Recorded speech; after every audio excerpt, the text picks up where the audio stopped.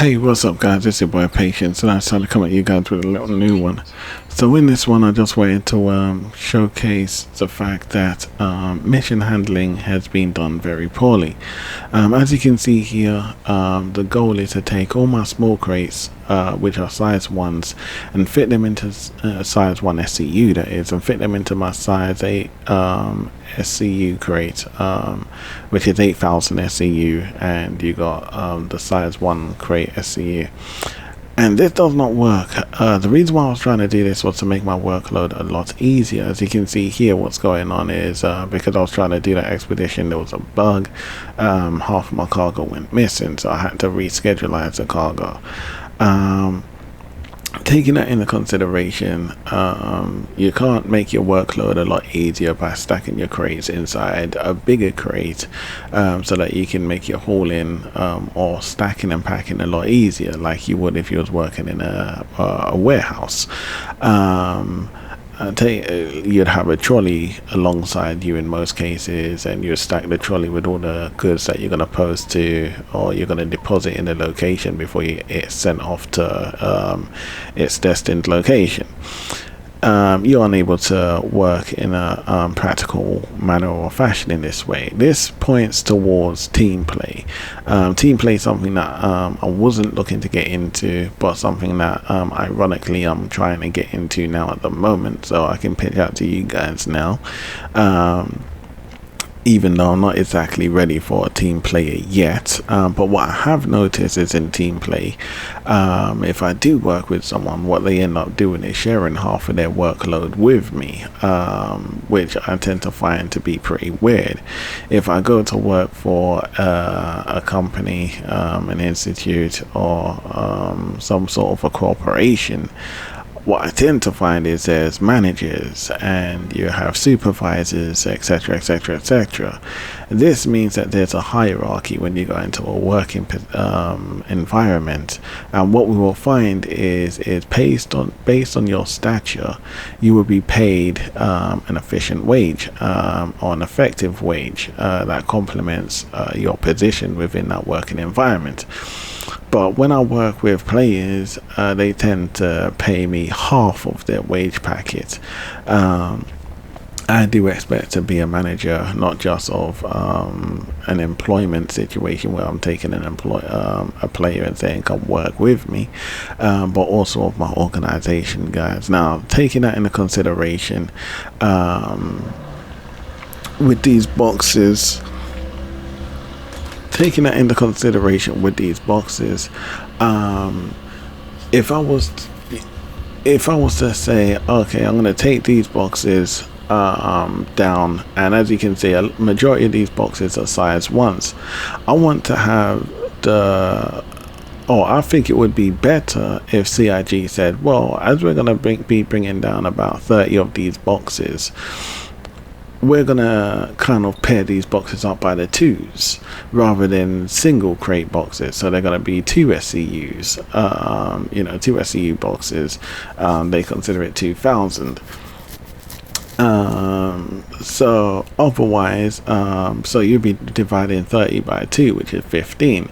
Otherwise, you do it by the 4 crates, and then the dividing number, or the leftover numbers, you would divide by 2 crates or 1 crates to make up the 30. I think this would be a more practical and productive way of allowing players to work, but CIG has not done this either, which I think is very unfortunate, because what we will find is players that go out after working with tiny ships in order to buy big ships doing this mission. Obviously, when they first started out in this mission, they could only book one of these missions to come through. On doing that, what you will find is once they get their bigger ships, they're going to take on more than one of these missions at a time, as you can see, which is what I'm doing. But rather than making the workload easier for players, they've said, well, we're going to keep it as hard and strenuous as possible. Now, it makes sense, because if it was easy, then all the players are going to want to do this mission, because it rakes in more money than it does trying to be a criminal, for instance. Being a criminal is the only other best best way of trying to rake in money, because who wants to be legit when you can make money supposedly quicker? So far, the most money you can make in an hour that most players be talking about would be about 500k. It's possible to make a million, etc., etc., etc., depending on how you're going to go about it. More than likely, you're going to be a criminal.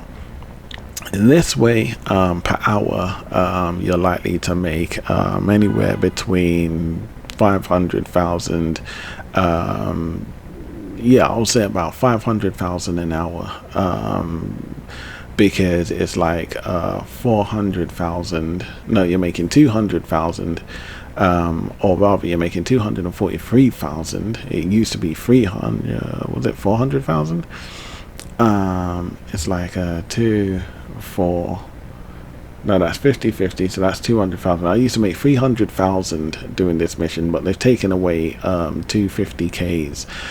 So now you can only make 200,000, and then instead of the 250Ks that they've obviously removed, they've replaced it with a 43K. So you're making 243k on the way down, and as you go down to the spaceport, you can make yourself another 50 to 73,000 on the way back up. So that's 300,000 thereabouts. So if you do that, you dub that over, you're making roughly about 600,000 an hour, which is actually pretty darn neat, taking into consideration doing some of those criminal routes, which can take you quite a while before you actually land your money. So say you do make a million, you're making a million maybe within that hour. But this is a guaranteed hour unless your game crashes or some sort of default. So if you ask me, that makes this mission the best mission so far in the game. There's always ways of working a bit faster. Obviously you can team play, but I feel like I'm a mouse in a box, and CIG is kind of like dictating the path that I'm supposed to take in order to make as much money as possible, which I think is not nice. By the way they're going about things, it kind of makes me feel like I'm being treated a bit more like schmuck than a gamer. So I think they want to kind of focus on ensuring that players are actually having fun at the same time, and not overworking their gamers. If you are going to overwork your gamers, you do it in a realistic way, and you do it in a realistic manner.